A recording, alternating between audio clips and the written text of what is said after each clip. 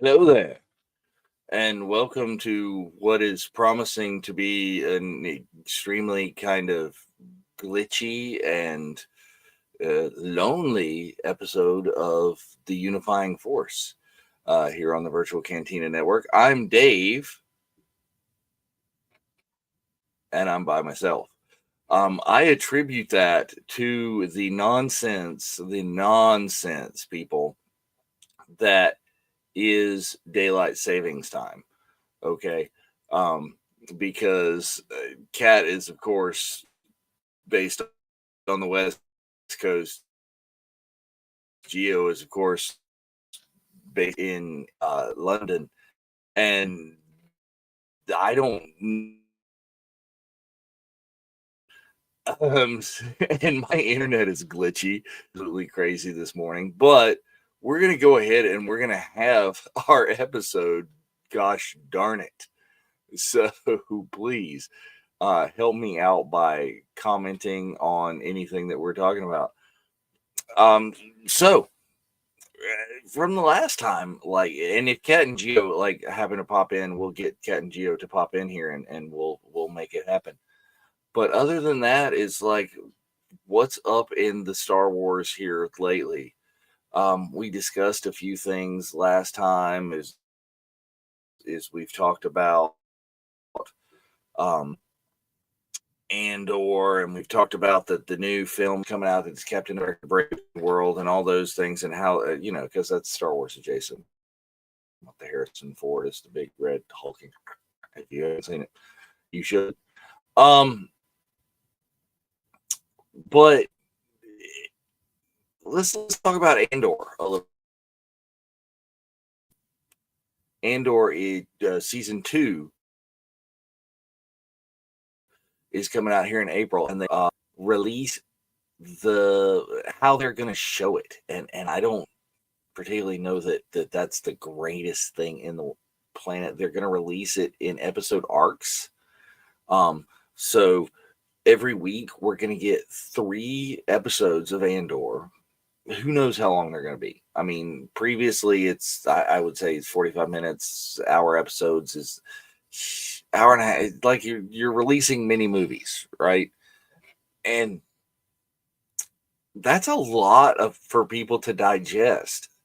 Altogether, is I don't know. Is this going to hurt what has become the Star Wars destination TV, where everybody kind of comes on together and you're watching at the same time, and you have the place, at least on our Cantina network, we would like get together on Tuesday nights and we would talk, and then we go watch the episode and we come back, talk after. I don't think that's going to happen with this. Is Star Wars really has become, with like us the last few episodes of Skeleton Crew and Ahsoka, and it's destination TV again, must see TV. I think that was the thing, or America's Night of Television that we used to have on ABC, is where people could really come together and be unified. See what I did there? In their love of Star Wars and watching this stuff together. I don't see that happening with that many episodes, because some of us are probably going to be crazy right here. Crazy. I'm talking about me. And sit there on your night and watch all three of the episodes. But most people are not. Casual fans are definitely not. I don't care how much Andor sucks you in. I don't see the casual fans sitting down and watching that much. You might take your 3 episodes of Andor and digest it over the week. It's going to make it nearly impossible to avoid spoilers if you're in a group of like-minded Star Wars fans like we are here. I am going to suggest to the network that we may need to bump up our spoiler ban a little bit, is make it a little longer and give people time to watch that many episodes. I don't know how it's going to go. Is feel free to chime in and let us know and see what it is. But yeah, I just think it's really going to be it's really going to be crazy. It's really going to be crazy. And that's just the one thing. Now, don't get me wrong. I don't think that I'm going bad on Andor. I think Andor is still going to be good. I love that show. I love doing with that show. And I love that it is different than Star Wars in general. So I hope they continue with it, is what I'm saying. Is I think that will be a great thing to do. But the episode releases, what we were expecting to be like a 12-week long thing, is going to be over in a month. Is Scoob's got some insight here. It's like, one reason for this release style, fit it in before nomination and consideration and trying to get this in for some awards. Yeah, that's great. I like that. But is that going to be a thing? Is that wishful thinking? Is that really going to happen? If Star Wars, this new Star Wars, could get some recognition, grand, right? So that would be amazing. I don't believe you. I don't know that the awards people are ready to give Star Wars, and especially such a divisive Star Wars, right? Because Andor is kind of divisive among some of the Star Wars. Is the purist, is a lot of people love it, but a lot of people are like, this is still not my Star Wars. The way this is they don't have the aliens, is it's the slow burn, is some people don't like it. The people that love it. The people that don't are kind of like, So I think it'd be great, Scoop. I do. I think if we got in some awards nomination, if it actually won some awards, that would be a super cool thing. But if I don't know if it's worth making it the level of craziness that it's going to be with having potentially 3 hours of episodes released a week. Because there's already a lot happening in Andor episodes as it is. So, we shall see. We shall see if it's good. We shall see if it's bad. Don't know. But that thing happened, and we'll see how it goes. And other Star Wars news and stuff. The Celebration Art Show happened this week. Did anybody get some art? Anybody go out there and buy? I loved it. All right, we got Geo rolling in here, so let's kind of flippity flop and get over to the other thing.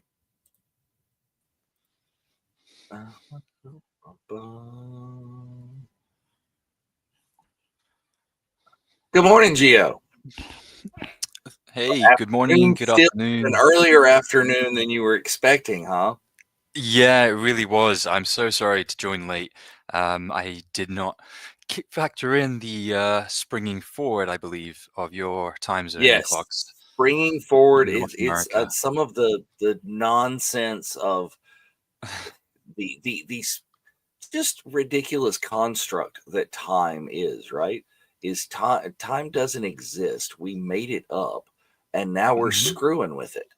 Why?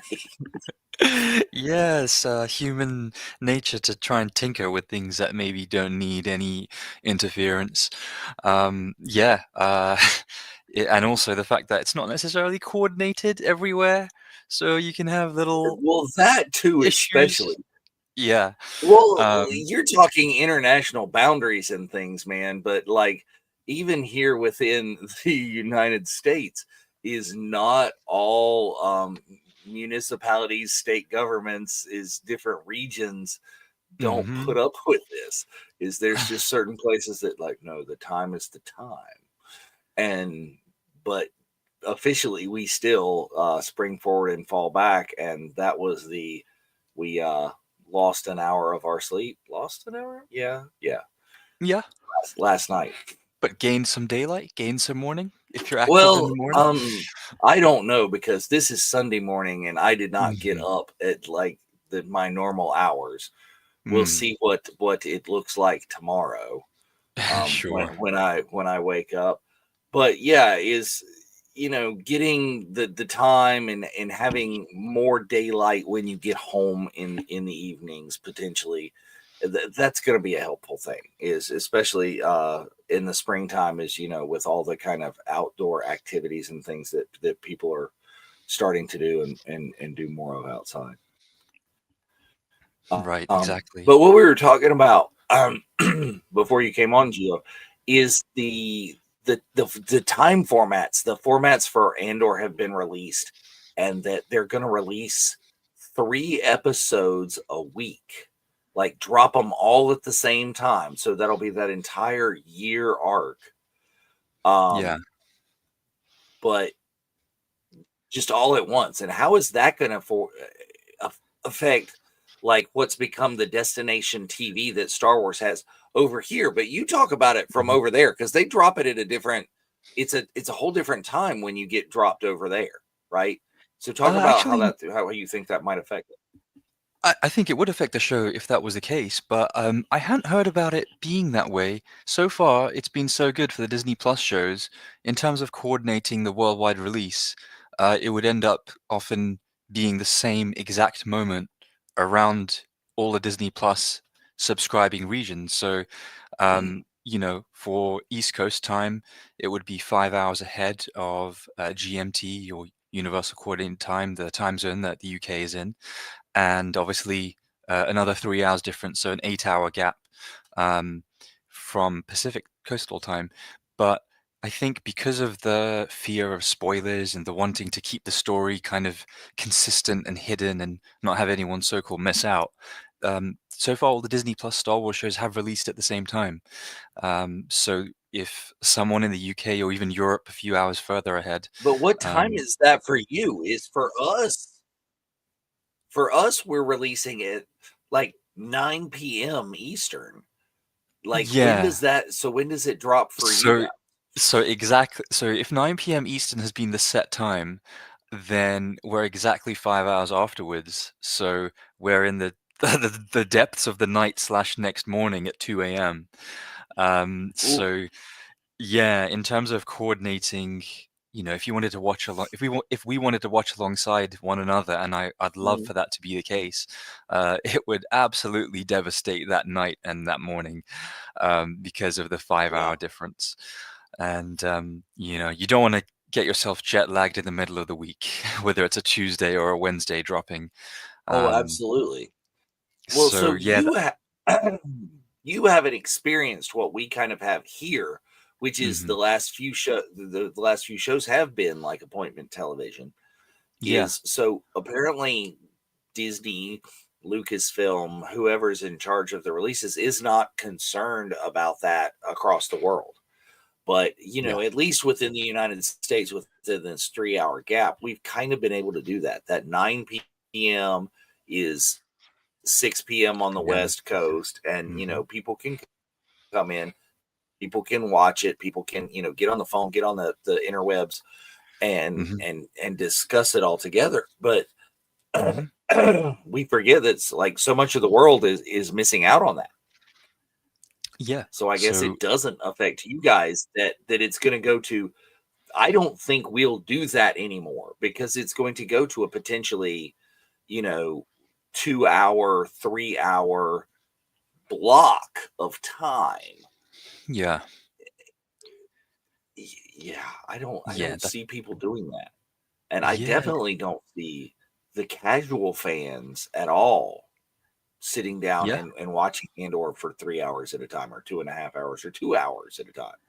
Yeah. I. It's hard to envisage that realistically happening for a mass audience because that's quite a commitment. I guess it's would it be is it Tuesday nights that it's usually Yes, or is it for yeah. us, it's been like literally during the virtual Cantina watch along, the Zoom. Mhm. We'd come Yeah. on at 7 Eastern. We'd talk a little while on the Zoom. We'd all disappear to go watch Andor or on our own devices in our ways. Like I would go downstairs from away from the virtual Cantina network like hub here, where I have a Mhm. much larger television.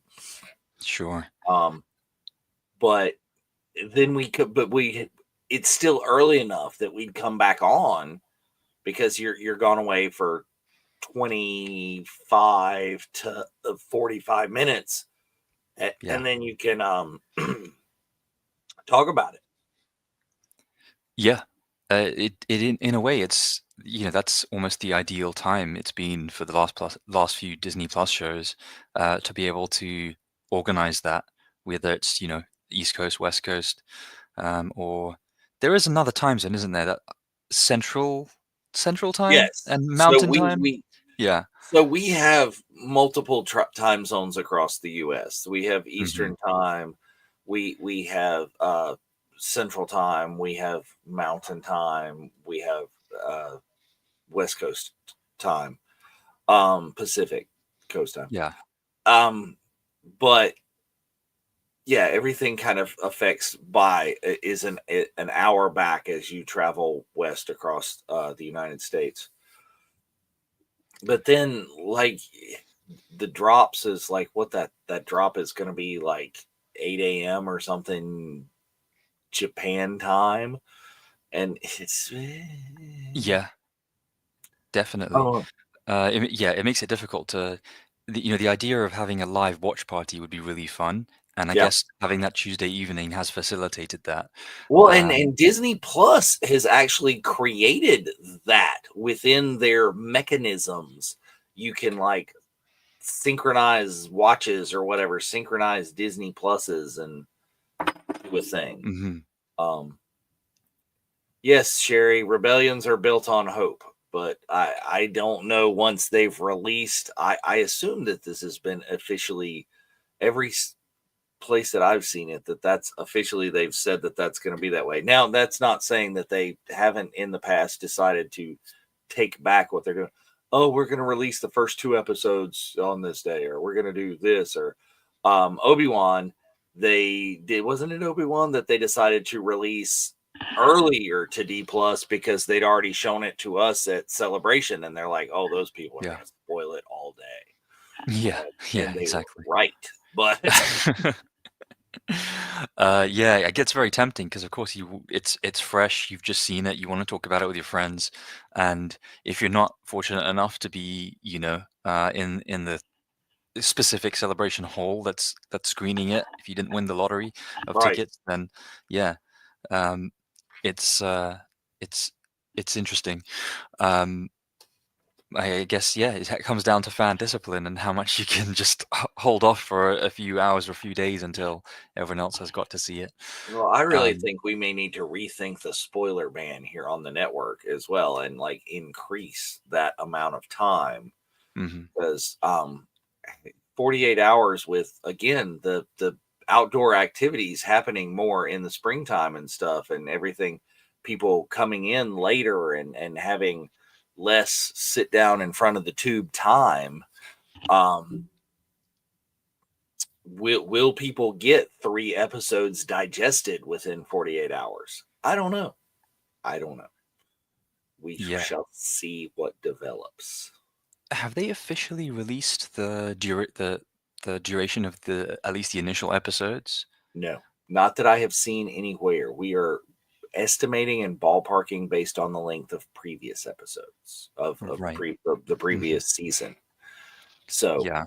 I have not seen that anywhere. Let me flip over to the IMDb and see if there's anything even on there at this point.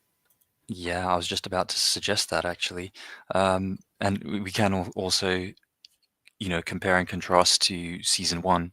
If there's not that information right now, officially for season two, 2025's final season of Andor, then we could compare the generic time that IMDb lists the TV series at is 40 minutes, along with, the TV 14, uh, you know, uh, um, age bracket that they consider it for. Um, but if we look at season one, um, yeah, it's predominantly 40-minute episodes. Um, if I guess we're averaging it out, but Yeah. for the most part, it's it did fluctuate a fair bit actually. Um, of course, they dropped a handful of episodes at the beginning of season one of Andor, which Well, I I think it's smart to kind of get you sucked mm, into it.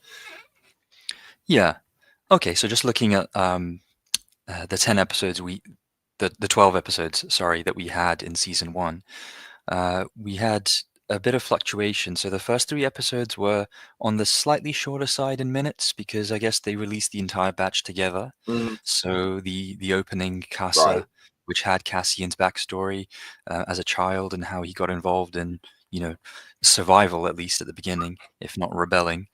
That was 42 minutes, and the second and third episodes were 38 and 43 minutes. So on the slightly shorter side, and if we factor in the length of the credits, it's always 5 or 6 minutes less than the official release time that they stayed on the Disney Plus service. So not too long, but Right. Well, definitely and then but then you a get lot more crazy space. because Rick's Road, the ultimate episode with like amazing, needed to have that longer time. And Rick's Road was 57 minutes their time. Yeah, yeah, and I'm really glad it was. I do like the idea of having, if it's a limited series or just one season for a TV show, to have a finale that's a little bit longer. It feels like it's almost earned, and whatever genre it is, it's almost a reward for sticking with it and then building up to some sort of finale. Whether it's a crescendo or it's just tying up of all loose ends. Some TV shows tend to follow that quite strictly, but others, in terms of if we're looking at big time AAA production TV series in the last uh, you know 10, 12 years, the one series that kind of diverged from that was Game of Thrones, which in a 10 episode season for most of their seasons that they ran tended to have the huge crescendo and sort of big time action sequences in the penultimate episode of the season. So the ninth episode was the sort of structure they followed, and then it would be the 10th episode that was just essentially finishing the story arcs that had been explored that season, and tended to be for the most part a little quieter. But I do like the idea that a season finale is a little bit bigger. It does feel like it's a nice treat at the end, especially if you've been invested for however long the series or season's been running. Um, but I guess we'll see how this can, kind of affect um, the viewing, and if it's a consistent sort of episode length for the the episodes that we'll be having. Um, I'm very glad that we are getting another 12-episode season, and I feel like there's enough in Andor to sort of justify that. But the decision to have this triple threat of episodes each Disney Plus week it's just going to shorten the experience so much, and I think that's a little bit of a shame.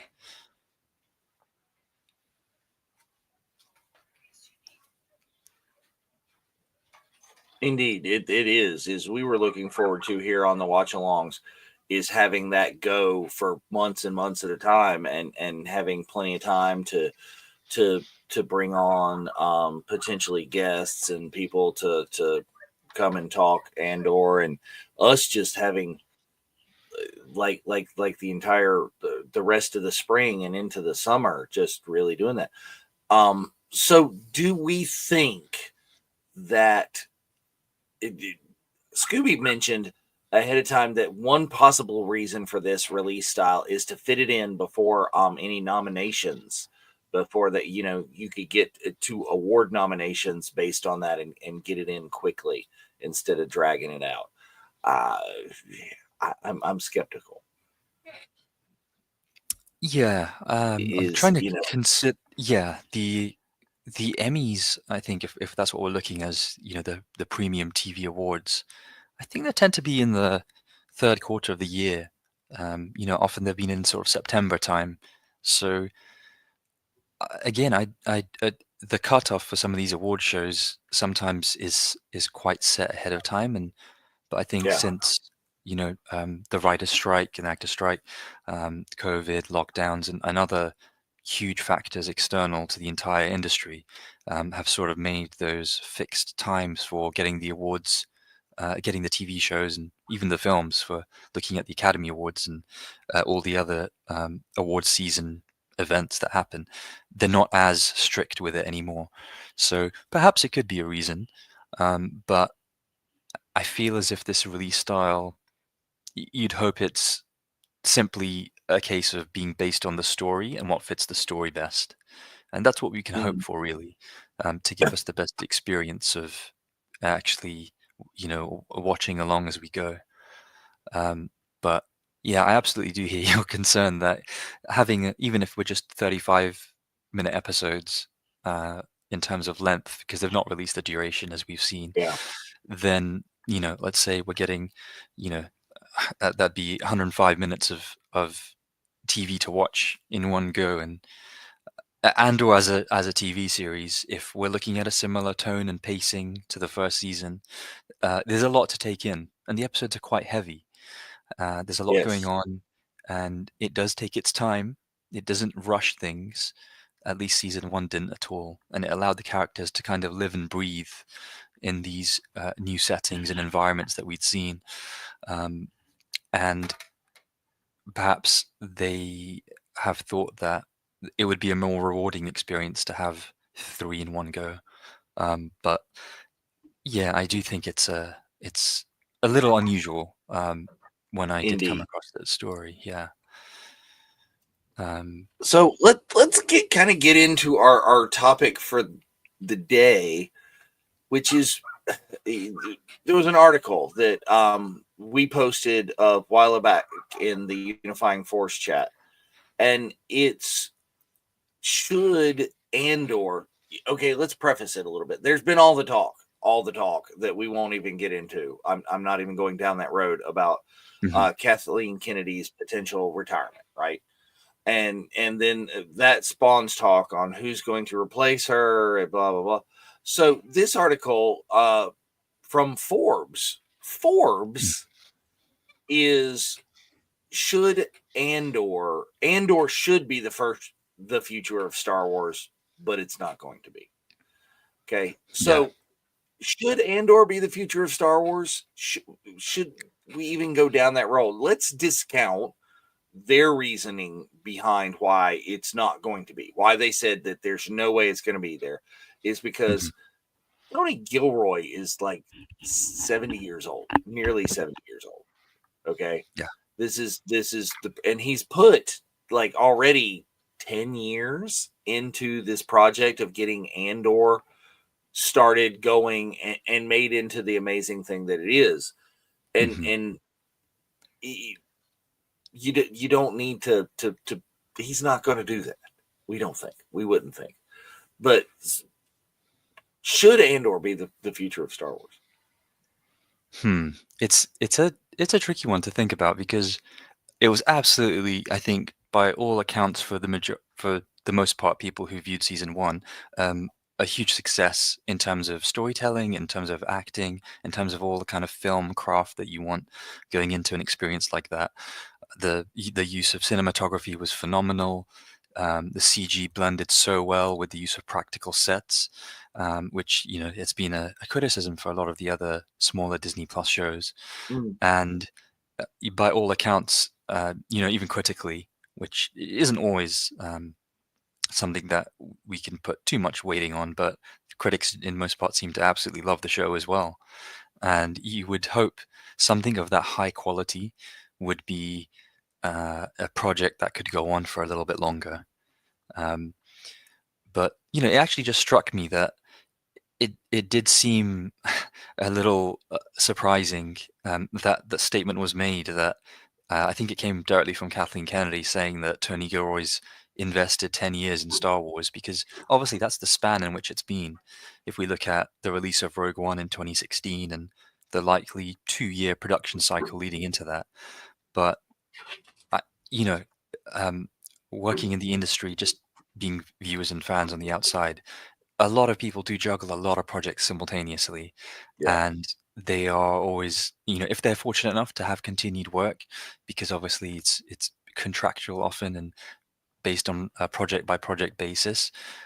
You'd expect if a filmmaker, especially of his caliber, was uh, wanting to make other films or TV shows, or at least be involved in other projects and maybe a less creative and directorial role, would be counterbalancing and the entire story of Cassian himself from Rogue One, and then into this prequel era for him. And I do use the word prequel with a little carefulness. Yeah. Um, then I thought it was quite shocking to hear that he's been just doing Andor's everything for 10 years. Um, At uh, least he's not going to get a sequel era. Spoilers. yeah, That's not happening. those aren't always handled in the best way. But, if he was somebody who stuck around and he was maybe younger and more active, then he would be an absolutely fantastic guiding hand to producing But further here's the projects thing. in the Here's timeline. my devil's advocate and my take. Mhm. I enjoy Andor. I really do. Mhm. I think it's some really good Star Wars. I really like seeing different Star Wars. But even here on the show, we've had our episode. Go back and watch it if you guys haven't seen it. Is is Star Wars the best when it's made for kids? Andor most definitely is not. Star Wars, George has said, he made Star Wars to be that kind of movie serial kind of thing that he enjoyed as a child. And we have proven time and again that everybody's Star Wars, everybody has their Star Wars, and their Star Wars is the Star Wars you came into, not always as a child, but often. you know the Star Wars of my daughter's childhood, is the sequel era. She Mhm. enjoys that. you know I My other daughter, I brought her in more to that because the ones that I showed her at that time were the prequels. So she's Mhm. very much Attack of the Clones, Revenge of the Sith. She's that because that is what I showed her first as a child. She is a Jar Jar Binks fanatic. Love to hear it. Yes, and we of course are going to be getting a Hayden Christensen photo op for her at Celebration because that's her person. That's her Mhm. person in the Star Wars. Um, Great to hear. so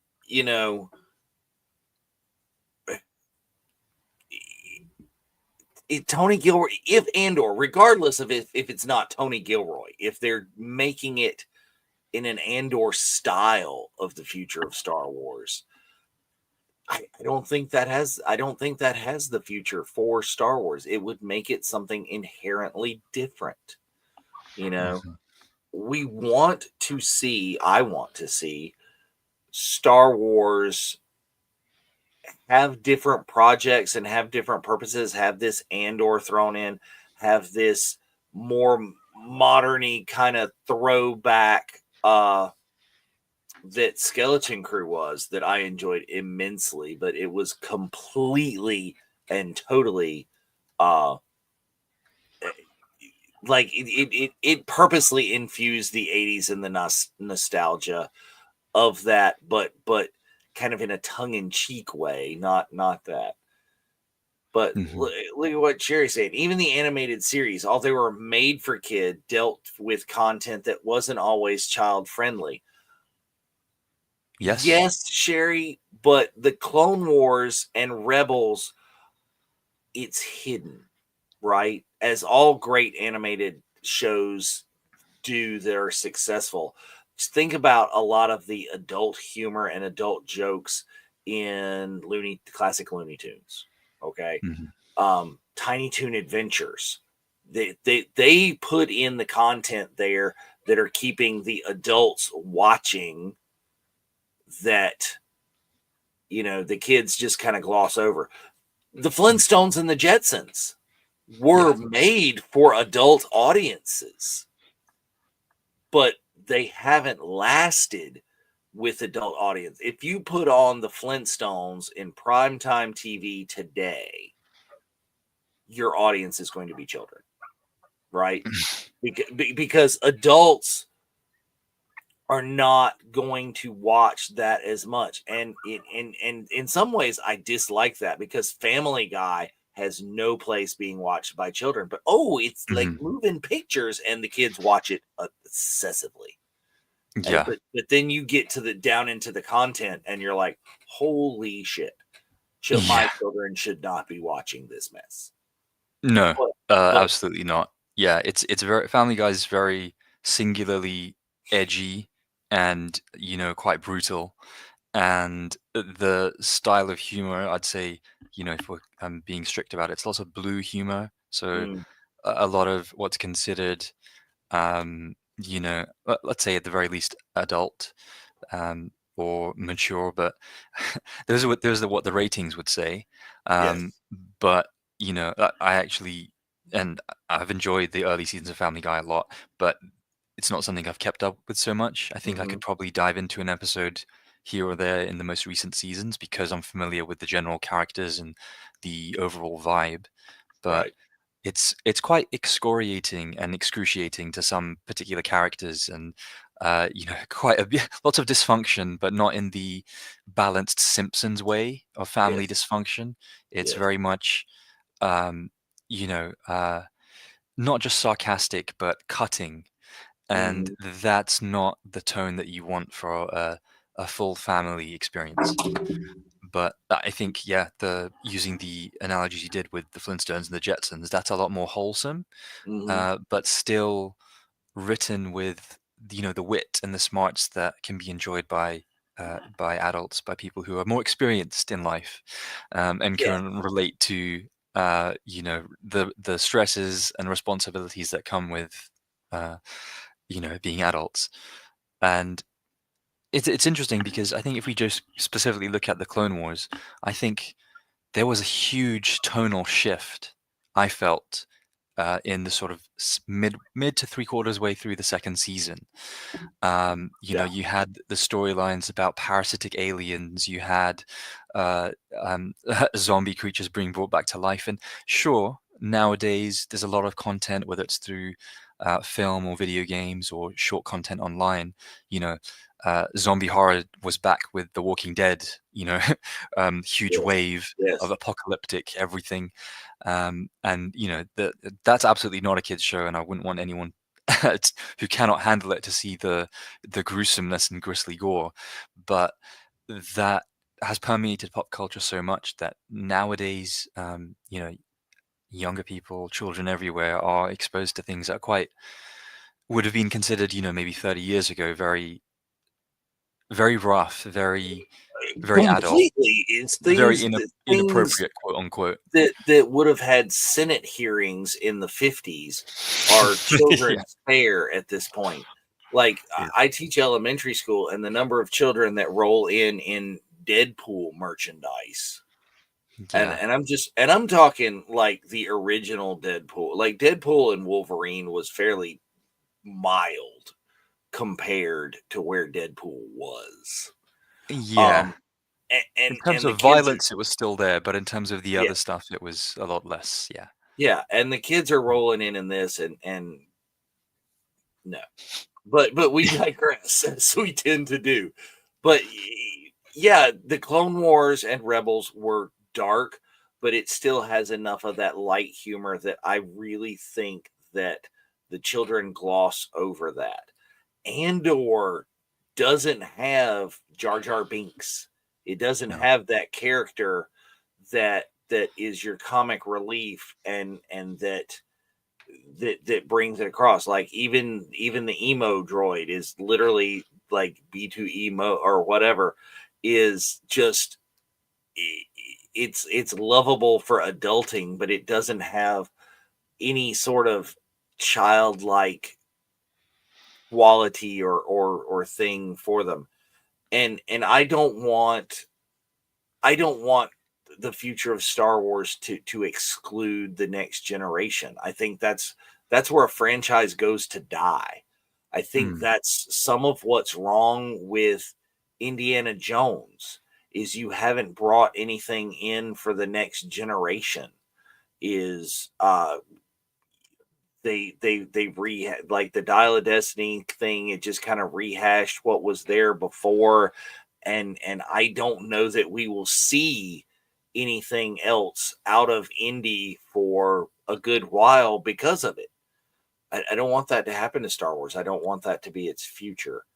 Um, yeah. so It go ahead. sh- sure, it is important to balance that generational kind of coverage, the so-called like multi-quadrant demographics that in terms of marketing, not just from the creative side, that people want the huge studios and parental corporations like the Walt Disney Company is.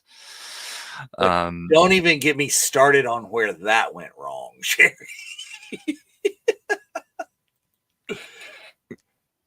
yeah. Oh, for context, I think we should probably explain that. So yes, is they did attempt to bring Indiana Jones into another generation by him having a son. Um, Yeah. that was a poor timing, poor casting, poor writing. I- It was the If that writing that let it down. Yeah. if that had happened, yes, emphasis on try. If that had happened in a different time with a different actor, i- that could have been a concept that would work.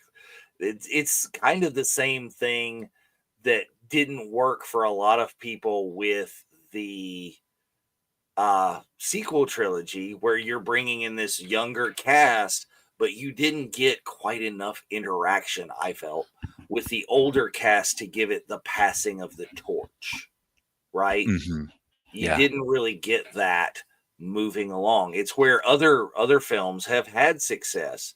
Is I think Tom Cruise would never allow it, but I think you could make another Top Gun movie without Maverick, with just Rooster and that group, and it would sell. It would work. There was enough passing of the torch in Top Gun Maverick that go ahead, give them a movie, and kids my children's age would eat that up. Okay, they already thought that the sequel surpassed the original, and they're dead wrong. But but that sort of thing could happen. Giving that passing the torch though, it didn't tonally change the film. It's not like we're making Top Gun now a silly film, or it's a shameless action movie. Is, can we change the tone of Star Wars? Can we change the tone of Indiana Jones when you're passing that hat? Literally, in Indiana Jones, it would be passing that hat to a new person. I wish that had worked. I'd have bought that because I enjoyed very much so the young Indiana Jones Chronicles. I Hmm. loved that. That was great. Is seeing a younger person's adventures in the style of Indiana Jones would work. I think they tried that again in Dial of Destiny with having his niece and having, could it work to have a I don't think they made her quite younger enough. You know what I mean? Is Do you mean Phoebe Waller-Bridge's character? yes. Yeah. Yeah. In terms of the torch passing to another generation, you tend to think of it as more, you know, kind of parental, maybe 40s, 50s sort of age, passing to, well, actually, no, I'll take that back. Maybe 30s or 40s, Yeah, yeah. and then going to maybe a teenage character. That's, I think, the image that conjures up first in a lot of people's minds when we talk about torch passing. But it can work with an older sort of child character. I think, Indiana Jones and the Dial of Destiny had quite a few little problems that kind of emerge as you go through that film, and it does feel like, Harrison Ford is a little bit tossed to the side. I do understand some people's criticisms of it in that Mm, sense, especially to the final act. But I think it's a difficult balancing act that you have to gauge, whether and how, whether one, it's the right time within a project to reach out to a new generation, the actual timing of it. Let's say in a film, do you immediately start with the young character, as we've seen, let's say with the sequels, or do you, bring back a little bit of the nostalgia, some of the older characters, perhaps legacy characters, but they don't always have to be. And given the sequel trilogy, there aren't many left around. no. They can focus on maybe, a character that's more peripheral, and then bring in the new, young, fresh, you know, the whippersnappers of Well, I mean, the new project, the new TV series or film. I think where Yeah. we are right now is I think a future of Star Wars would be those who have grown on the sequels, who the sequels are their Star Wars. You continue with those characters. Is like, if you get Ray, Finn, and Poe, or any combination thereof, moving forward with what is happening with them, I think people are those people are going to enjoy it. The OT people who didn't appreciate the sequels as much aren't going to follow as much of that. But what you're talking about is you can bring in elements of the original trilogy and make it, write it well, have some of that fun, have some of that in there. Yeah, I think the Young Indiana Jones Chronicles are the benchmark in terms of understanding how you can incorporate the younger adventures of a character. Granted, it is easier to have somebody like Indiana Jones because he's absolutely iconic, but then the fundamental part of his character is discovery, exploration, finding out new things, jettisoning around the world to, not only interact but fully experience these other cultures.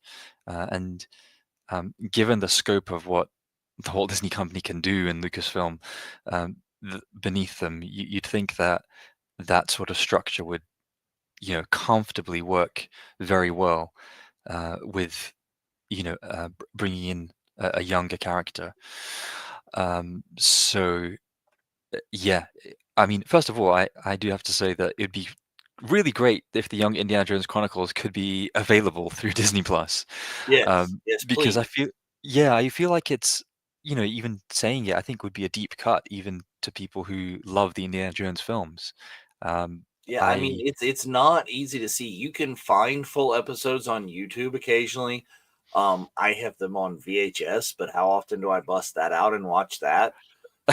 might be a little bit tricky nowadays, Yeah. but it's great that you have them, and I think this is another conversation that can be had about the issue with streaming services and subscribing to a content delivery service where you don't own anything and you're at the Well, behest well, of the managers of the streamer service to see how long you can access that content for.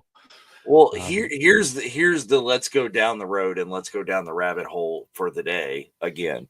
Is let's get why started not? on that. Streaming services I feel are a bait and switch of what we were promised when we subscribed to streaming services. Hmm. Okay.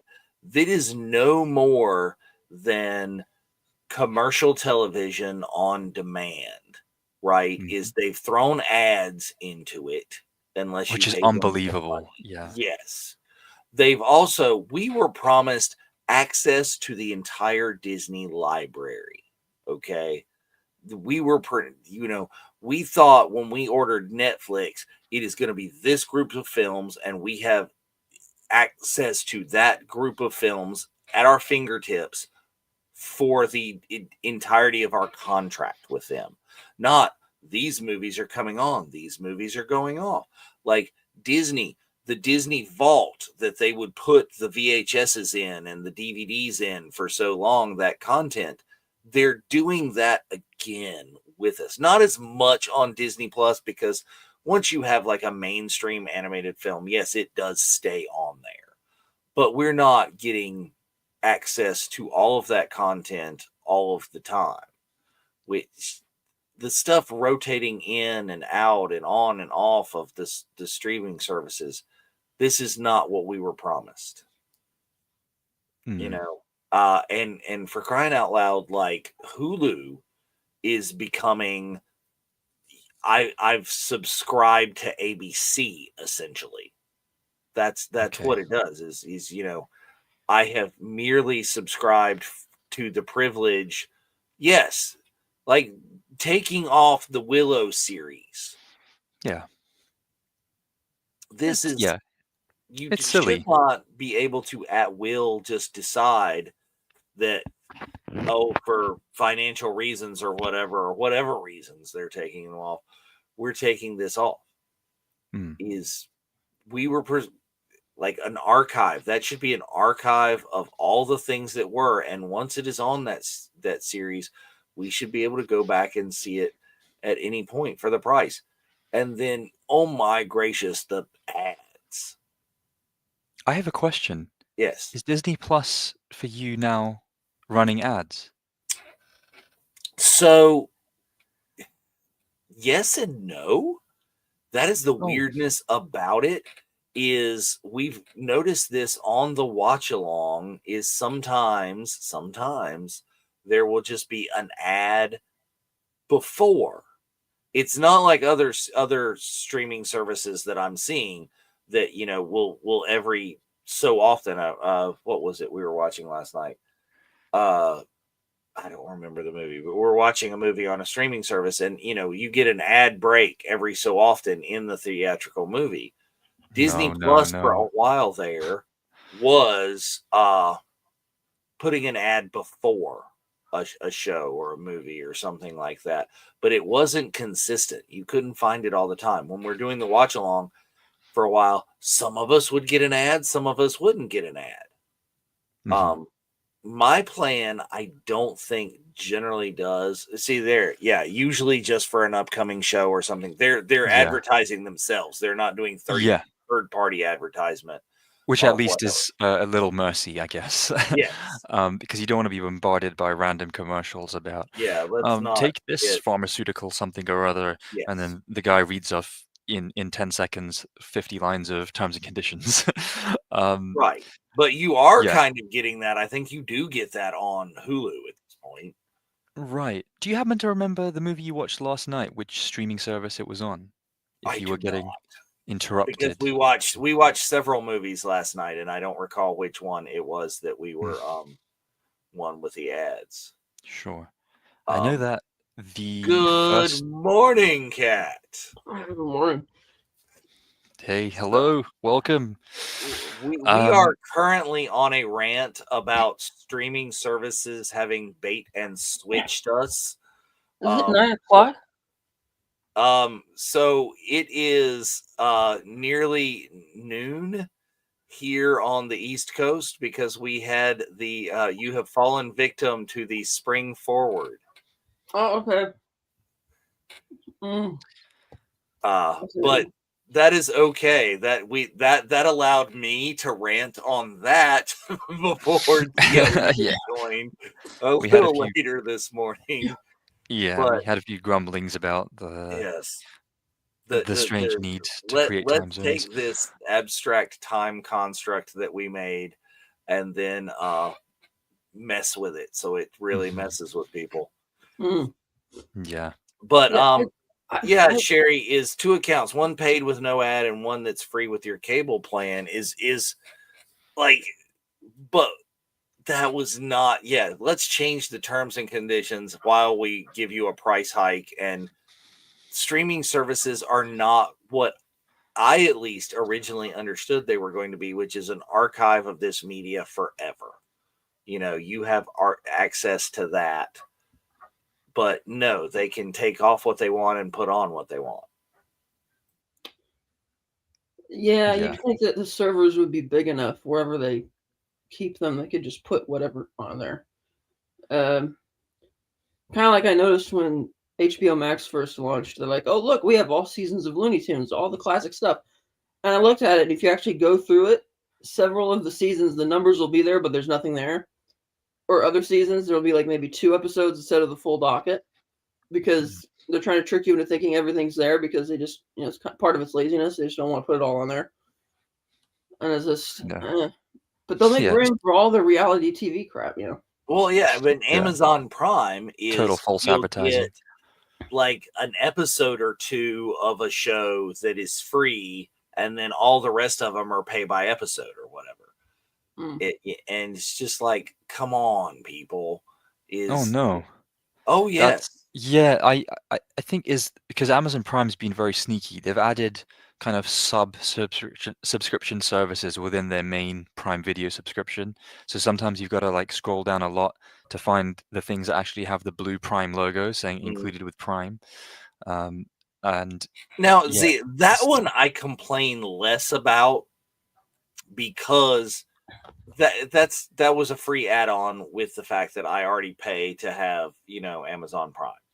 Okay, mm, Prime Video wasn't a I specifically set out to order this video service. They are doing more like the original Netflix, which is, oh, I can get this DVD or I can get this movie or that movie, and that one's a charge, this one's a not. I will complain more about, like, Disney Plus not putting everything on there, or Disney Plus even choosing to put ads on, or really Hulu, that it's just a TV network on your own schedule. Mm.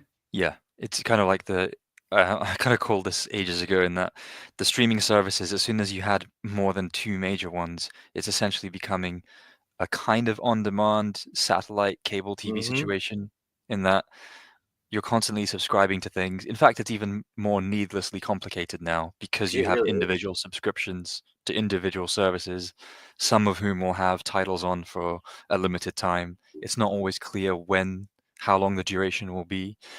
One thing Prime Video does that I think other streaming services could do is, at least right at the top, when you do log in, they have an entire row saying titles expiring soon, Mm-hmm. and Netflix has started to incorporate that as well. I think all streaming services should have that, at the very top of the menu when you do open the app or sign in, because at least it feels like you're empowered with a little bit of an idea of if you want to see this film, you've got a short time to do it, so get on it if you can. it doesn't make it an on-demand service, and it's absolutely not, a be-all end-all archive. But I found it very frustrating as well. Just the fact that you can start a season of a TV show, start to get into it a little bit, and then it'll be expiring soon, and Yeah. sometimes it's 3 days. It'll say there was something I was watching that was due to be expiring on at the end of February, and I think it's relevant. So I think in an era where science fiction has become very mainstream and you know, telling us, not showing us, the violating the show, don't tell, premise of screenwriting. Um, The Expanse, I think, is one of the strongest science fiction shows in absolutely ages, and in a way, I think it scratches the itch that a lot of Star Trek nowadays doesn't in New Trek. Mm. It'd been on my watch list for years to get into, and I did start season 1, got into partway through season 2. It said it was expiring on March the 4th then, after saying it was expiring on February 28th. Yeah. They had a couple of episodes available, but sporadically through season 2, which was very strange.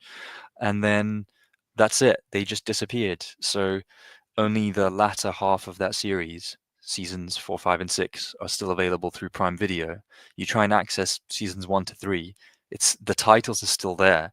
You can still go down and read a little synopsis, even click the thumbnail, but then it'll just take you to a new screen saying the rights and the license to this have expired. Just grey box, can't do anything. You have to click back, or on your TV remote, go to the top menu again. Here's the biggest thing, and this might involve an entire show later in the future. Streaming, I watch less television now. I watch less because I've completely cut the cord and don't have satellite TV, cable. I don't even have like an antenna hooked up to where I can get over the air stations. I don't watch as much. I don't sit there. I do not turn on and just click on something and let it roll because I'm not seeing. But before, that was one of the joys and one of the downfalls of watching TV on there, because like if Braveheart came on at like 10:30 at night, I'm up for a while because Braveheart's on.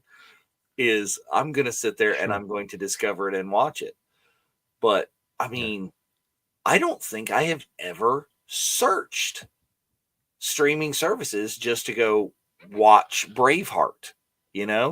I haven't gone to look for it, or I will sit there and I will spend 25 minutes looking through all of my different streaming services, trying to find something to watch.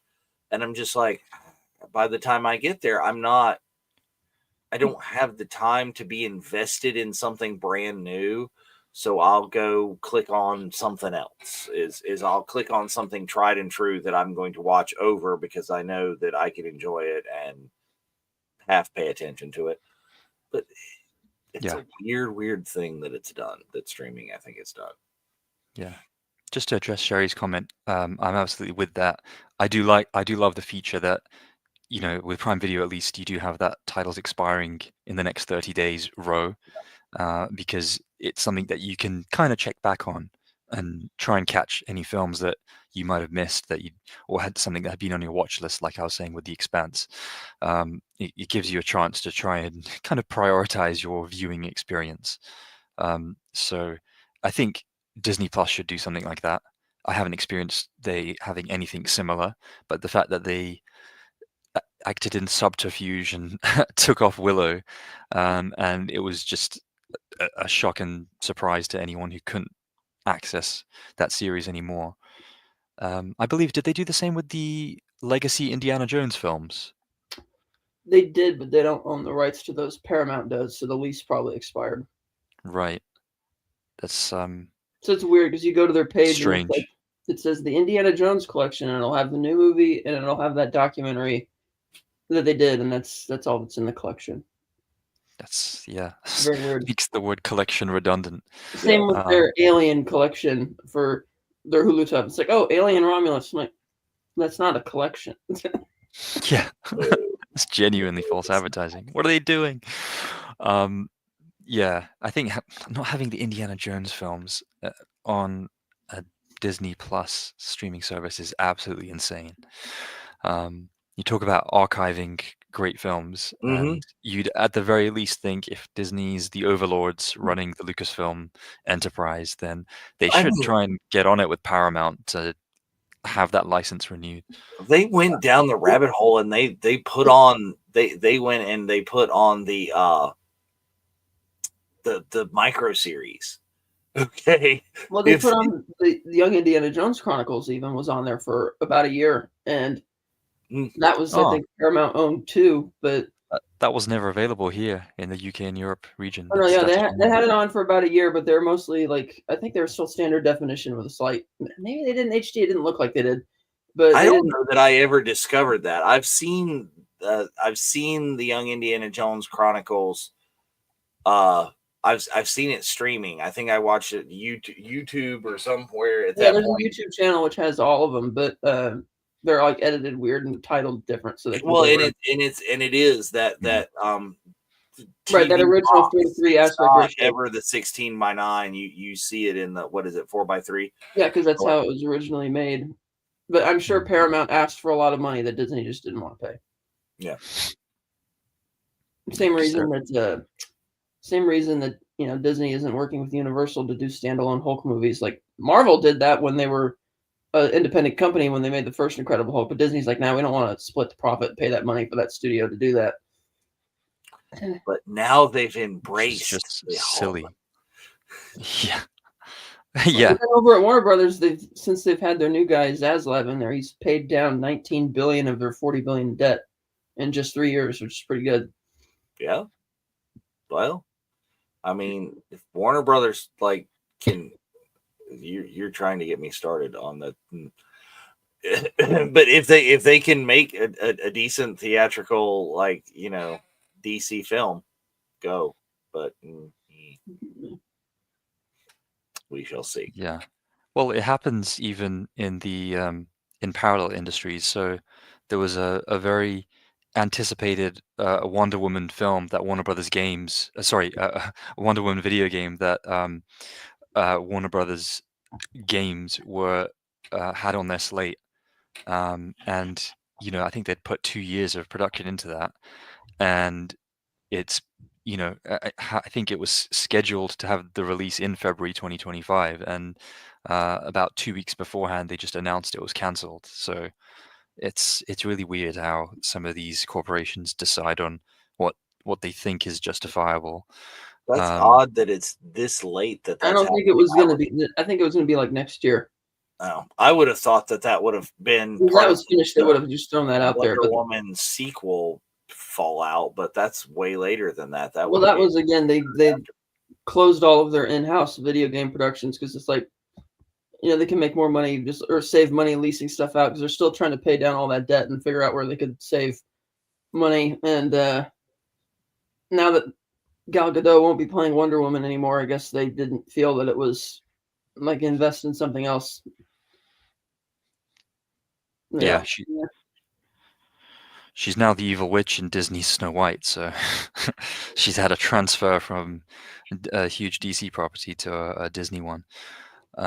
But yeah, no, it was silly that the developer for the Wonder Woman video game was Monolith Productions, who had made a really good and popular Middle-earth video game, Shadow of Mordor, which by all intents and purposes was a fantastic experience, and one of the better single-player story games in the last generation of video games, the sort of PS4 era.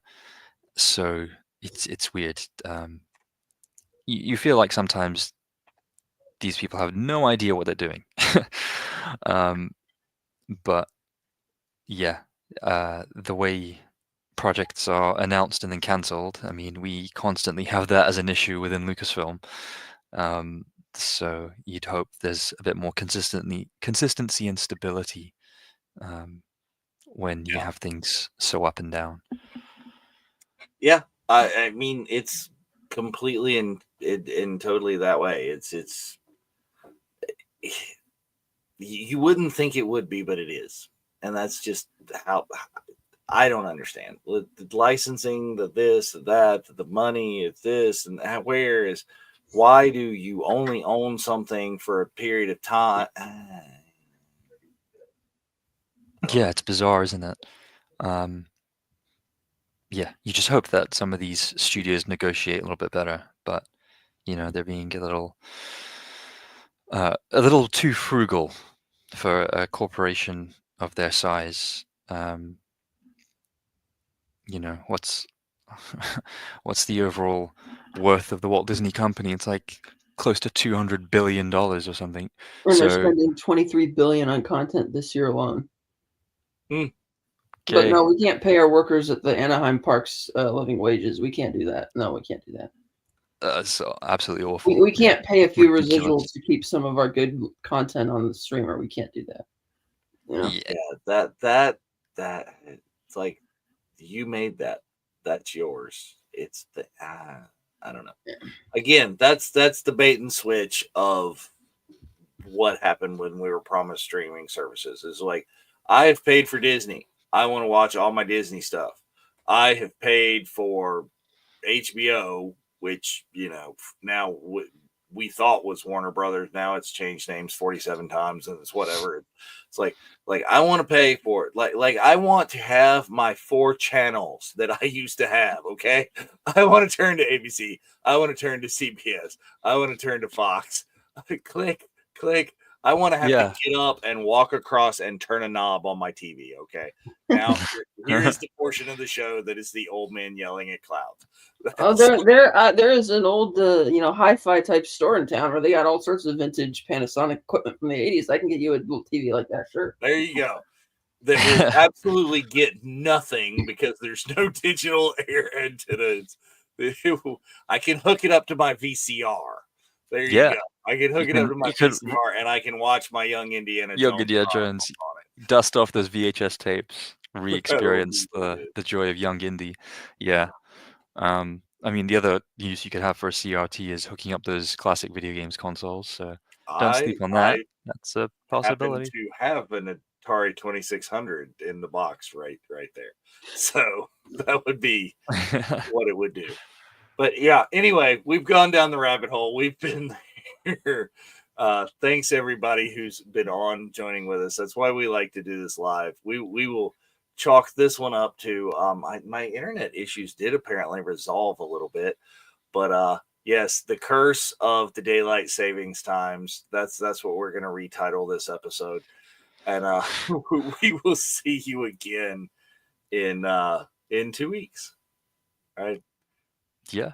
Thanks for joining us, everybody. Appreciate your interactions. This has been a fun conversation, and may the force be with you all.